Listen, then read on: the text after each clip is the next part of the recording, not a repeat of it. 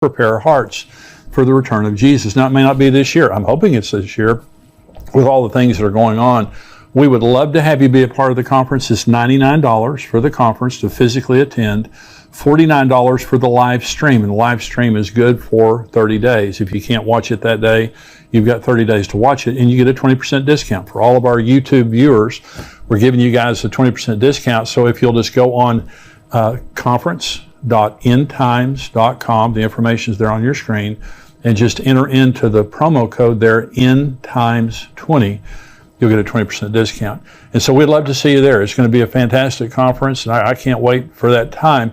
I'm waiting for Jesus to return. And so you say, Jimmy, you're an escapist. I really am. Jesus said, pray that you may be counted worthy to escape all these things and to stand before the Son of Man. We're going to occupy until Jesus comes, but I'm praying that Jesus comes very soon with all the signs of the times that are happening, and I'm talking about on the program today. I really do believe that Jesus is coming very soon. So we would love to see you at the conference on September 17th right here in Dallas-Fort Worth area. And on the website there, when you go to conference.endtimes.com, we have hotel information, airline information, all that kind of stuff is right there on the site. Now, I want to talk in this message about the final pope. And you say, well, you know, why do we believe that Francis could be the final pope? Well, here's a book by my friend Tom Horn and also Chris Putnam. Chris has gone to be with the Lord, but Tom is my friend. And this book is called Petrus Romanus, which means Peter the Roman. And the subtitle is The Final Pope is Here. Now, this is a very thick book, very well written, very well documented.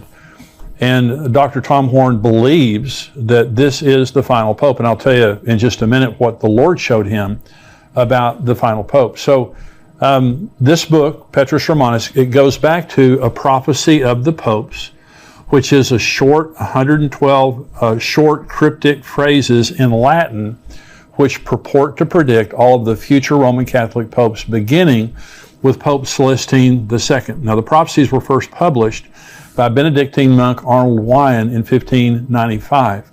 And Wyon attributes the prophecies to Saint Malachy, who is a 12th century archbishop of Ireland. And according to an account put forward in 1871, Malachy was summoned to Rome in 1139 by Pope Innocent II. Now, so he went from Ireland to Rome, but he didn't go by the sea. He went by land.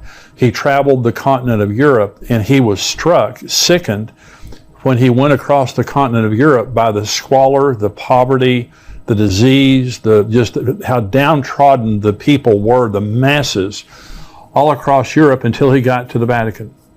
When he got to the Vatican, he was sickened by the opulence and the luxury. It was exactly the opposite of what everyone else was going through, and it just broke his heart. And so while he was there, he purportedly experienced a vision, and in the vision he saw 112 future popes, which he recorded as a sequence of cryptic phrases. And the manuscript was then deposited in the Vatican archives and forgotten all about it until it was rediscovered in 1590. It's highly contested in a lot of the Catholic circles. A lot of people believe that it's a forgery. They don't believe it's true. They contest, by the way, that the prophecies of the popes before 1590 are more accurate than those after 1590. What they're saying is, somebody doctored the thing up. They're saying that St. Malachy had these visions, and so they went back and made all this stuff up, and they go forward, and they're not as accurate. And I'll show you in just a minute. And this is documented in this book, Petrus Romanus, what he said about many of the popes that are more current, and this current pope right now. And so if the St. Malachy prophecies are true, the significance is, he said there were going to be 112 future popes. And the number 112th pope was going to be the last pope. And the question is, Pope Francis, currently the pope, what number is he? He's number 112. He has been the 112th pope since St. Malachy gave the prophecies, if in fact his prophecies are correct. And so let me just tell you why I believe that they very well could be correct. Now, the interesting thing about Pope Francis is he's 85 years old and he's not in good health. The latest picture I saw of him was he was in a wheelchair and he was talking about retiring.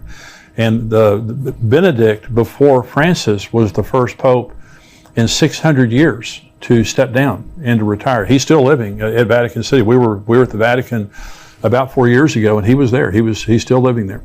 And so let's just kind of give you some proof, some reasons that I believe that the prophecy of the popes is true. And the first is, what are the chances out of 112 popes that the final one would occur when all the other end time signs have been happening for 70 years? It's astronomical. In other words, and by the way, if Benedict would not have resigned, he'd still be pope. He's still alive. The popes don't retire. Popes die. They die in office. And so Benedict retired, giving Francis the opportunity to step in and be the 112th pope. So remember, Israel's 74 years old. Okay, and the Pope now is 85 years old. Here's what Jesus said. Learn this parable from the fig tree. When its branch has already become tender and put forth leaves, you know that summer is near. So you also, when you see all these things, know that it is near at the doors. Assuredly, I say to you, this generation will by no means pass away till all these things take place. Heaven and earth will pass away, but my words will by no means pass away. So one of the things that you may have heard me say before, but it's worth repeating, and that is every generation has had signs of the end times. Every generation has, since Jesus.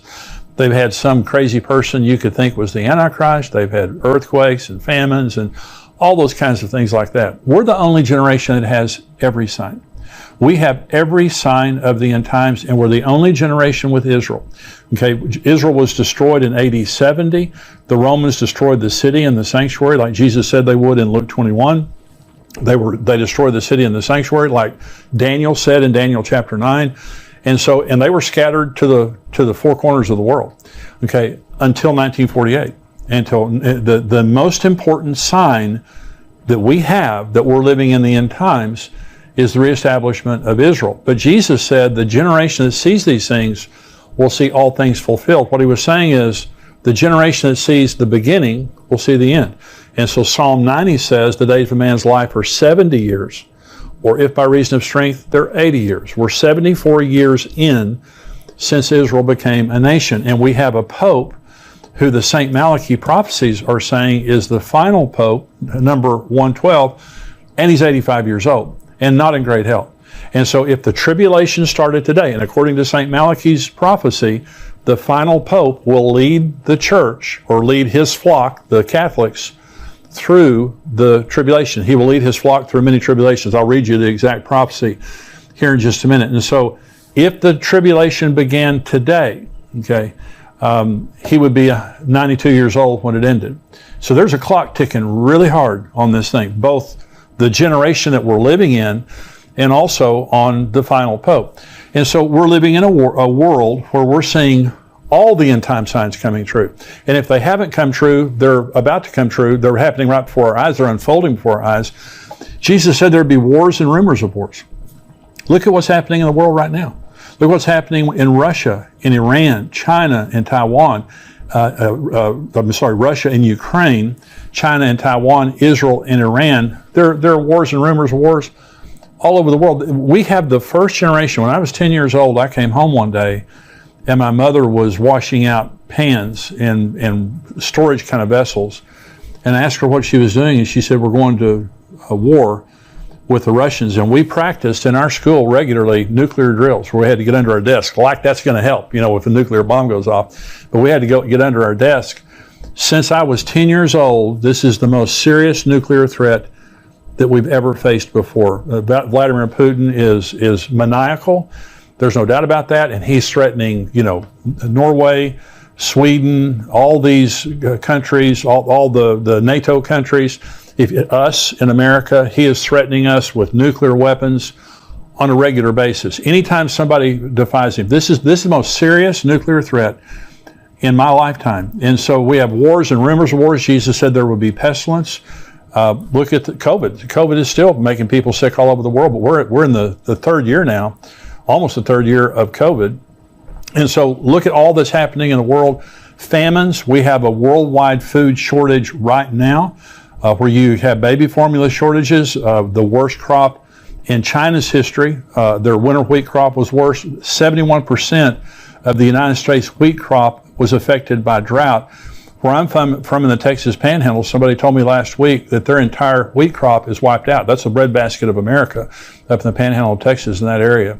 And so famines, we have a very serious possibility of worldwide famines that are happening because of bad crops all over the world, and the fact that the sanctions are on Russia, and Russia and Ukraine export 1/3 of the world's grain.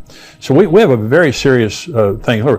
Worldwide fear and panic. Jesus said that men's hearts would fail them for fear and the expectation of things that are coming on the world. Mental health issues are epidemic. And suicide is epidemic, especially among young people. There are a lot of people killing themselves, and this is what Jesus said would happen because of just the oppression of the things that are happening, multiple things that are happening. People would just lose heart.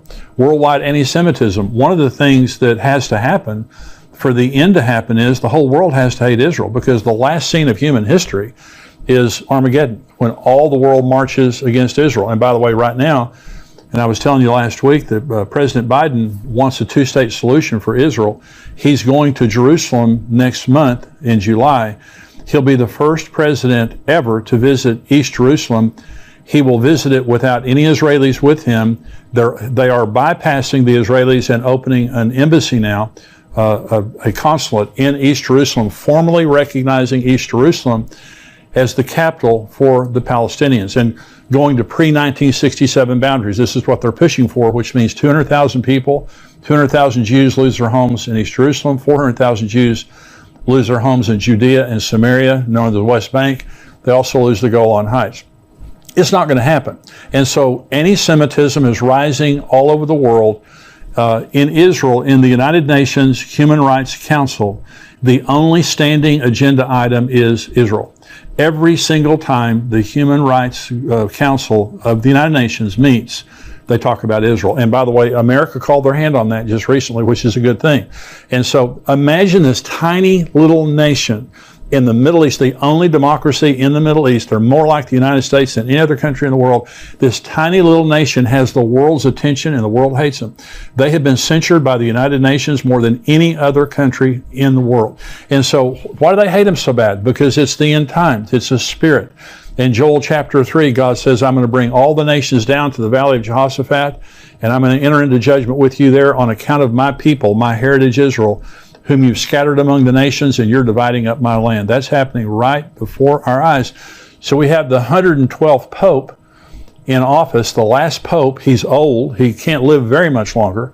He's old. And so we see all these end time signs taking place. The Gog-Magog war of Ezekiel 38 and 39. Look what's happening right now with Russia, Iran, Turkey, Syria. They're all on the northern border of Israel. Israel bombed the airport, the Damascus airport, just a few days ago. They bombed the tower, the runways, and they bombed all the cargo that had come in from Iran. And yesterday, Israel warned Syria that if they don't stop allowing the Iranians to fly weapons in there, they're going to start bombing his palaces.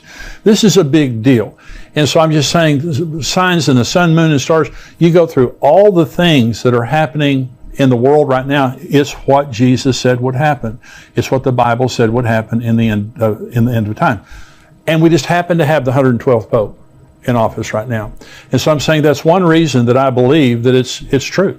Now, if he dies or if he retires, well, it's going to put that to bed real quick. If you have a 113th Pope, well, that does away with all the conjecture right there. But for right now, we have number 112 in office. This book, Petrus Romanus, they talk about in the book, they document all the things that different popes that St. Malachi said about different popes. Let me read you just one of these. This is Pope Benedict XV. And from 1914 to 1922, he was the Pope.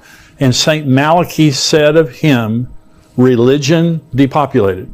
Okay, so in other words, he didn't know his name, but he just described Pope Benedict as religion depopulated. Okay, well, was that true? Well, he was the Pope during World War I, and during World War I, the Catholic Church was devastated as far as their members are concerned, but the Russian Orthodox Church lost 200 million members because of the Bolshevik Revolution, and some were killed and persecuted. So 200 million people left the Russian Orthodox Church because during the time of Pope Benedict XV, exactly what St. Malachi said would happen. And so Pope Benedict, by the way, the former Pope before Francis, his resignation was shocking because he was the first pope in 600 years to resign. Of course, like I said before, he's still alive, but here's the interesting thing. Tom Horn saw in a vision, the Lord gave him a vision that Pope Benedict was going to resign in April of 2012. He said it publicly, that he was going to resign. Okay, well, it hadn't happened in 600 years, so it sounded kind of crazy. Well, so 2012 came and went, April 2012 came and went, and then the following year, in 2013, the Vatican announced that Pope Benedict was resigning. And then they gave an interview to the New York Times, and in the New York Times, they said he had actually resigned in April of 2012, and they were just now making it public. So why would the Lord show Tom Horn? Now, he's my friend, and you can see this on YouTube. Why would the Lord show Tom Horn that the Pope Benedict was going to resign? It's because I believe it validates, again, what they wrote in the book. I believe that this is the 112th Pope, and I believe that, many things are not. Now, let me say one thing. Anytime something is extra biblical, which means if I'm talking about Bible prophecy, something that's clearly in the Bible, I'm going to be very strong about it. I'm not strong about extra biblical stuff. And so I'm not saying, you have to believe this or else. I'm just saying it's another thing out there that gets me to believe that God is up to something and we're living in the end of the end times. The reference to St. Francis, let me just talk about him specifically. So here's what St. Malachy said about the 112th Pope. And this is right now Francis. This is a quote. In the final persecution of the Holy Roman Church, there will sit Peter the Roman, who will pasture his sheep in many tribulations. And when these things are finished, the city of 7 hills will be destroyed, and the dreadful judge will judge his people. The end. That's it. Of all of his cryptic phrases for 112 popes, that's what he wrote about Francis, 112th Pope. And so right now, he's saying that this Pope is going to lead his flock through many tribulations. And then the city of 7 hills will be destroyed. That's Rome. Rome is the city of 7 hills. Rome will be destroyed. Okay, and many people believe now that the Pope is the false prophet. Some people believe the Pope is the Antichrist. But they believe now that the Vatican City, Rome, will be a place of judgment when Jesus returns, judging the false prophet, the Antichrist, those kinds of things. So is it true? In other words, is it true that this is the 112th Pope and he's going to be, the false prophet and lead his flock through many tribulations? We'll see. Now, by the way, when it says Peter the Roman, in this Petrus Romanus means Peter the Roman, and St. Malachy used the name Peter the Roman. So is that his name? Well, Pope Francis' real name is Jorge Mario Bergoglio. And so, but why would he be called Peter the Roman? Well, remember, his name as a pope is St. Francis, or Pope Francis. And he gets that from St. Francis of Assisi. And St. Francis of Assisi's real name was Giovanni di Pietro, that's Peter, di Bernardone.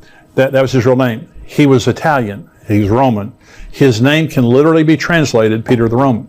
So all these things are interesting. And so do I believe it's true? Based on what I know, I believe it's true. And again, I want to say it's extra biblical, so I'm not being dogmatic about it. But I believe it's very interesting that back in the 13th century, that we had a Archbishop of Ireland who was sickened as he went through Europe and saw the squalor and also the opulence of the Vatican. And if these things are true, the Lord gave him all of these pictures of 112 popes, and he sat and wrote it down with great accuracy in some cases, like I just showed you about the Pope during World War I. And now we have the 112th Pope sitting at the Vatican, old, and we'll see. And I believe, and I've said this before, I don't believe we're living in the end times. I believe we're living at the end of the end times. All these things are coming, to fruition at the same time. And I think it's just another reason to look up, because our redemption is drawing near. It's another reason for us to be careful in the way we're living our lives. Be careful to believe the Bible and to keep your eyes on Jesus and live your life in the right way. There are a lot of people mocking and scoffing and living like, there's nothing's going to happen, and that Bible prophecy isn't true. I believe every word of Bible prophecy is true. And we see all these things taking place like Jesus said they would. And very interestingly, we see the 112th Pope sitting in office right now. I hope that this has been a blessing to you. Now, those of you who are watching on YouTube, hey, be sure and subscribe to our YouTube channel and like this so that everything we have coming out, you'll be able to see it as it comes out. Also, endtimes.com, I'm going to continue on now with this podcast. The entire podcast goes to the subscribers of endtimes.com at $7 a month, $77 a year. We would love to have you be a subscriber to endtimes.com. We have articles that come out through the week, videos that come out through the week, myself, Mark Hitchcock, also Greg Laurie. I'm interviewing next week on the show Rabbi Jonathan Cahn. We have different interviews with different experts on different subjects. We would love to have you be a subscriber to endtimes.com. Thank you for joining me today.